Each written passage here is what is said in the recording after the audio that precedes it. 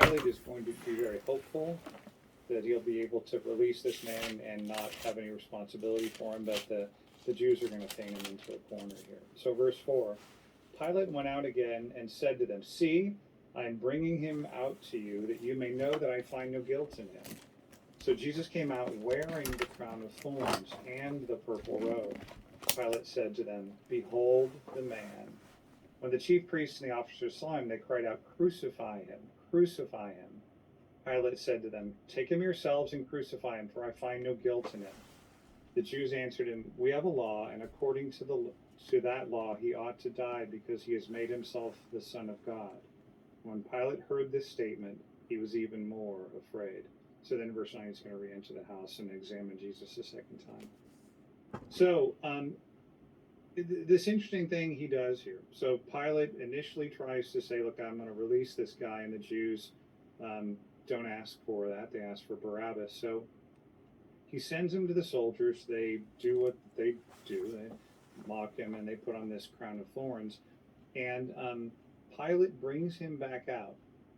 And later on, he's going to be, see down in verse 14, I don't know if you can see this, he brings him out again and says, "Behold your king." So here he says, "Behold the man." And they begin to cry out, "Crucify him." So the question is, what was the point of bringing out the bloodied, bringing him out bloodied and degraded the way it was? What was he hoping to accomplish in parading him this way? Do you guys have any thoughts about that? Well, I think he was trying to maybe drum up some sympathy or compassion on the part of the crowd for Jesus, but it didn't work. Yeah, and that's a great thought. So, give them a little bit of this, and then maybe somebody among them would think that was sufficient. Hugo, what were you going to say? Oh, no, James already said that. It's the same. I thought it was more for showing that he punished him, and he basically was expecting to calm the people after that, but it didn't work. Yeah, no, it didn't. And so, a little bit of rough treatment, and perhaps I say even more. I mean, he's been scourged here. He's been flogged.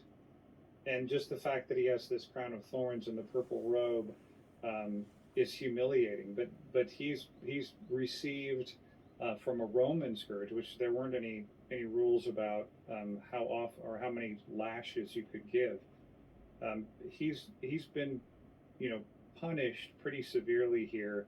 And here's what's interesting. Verse 6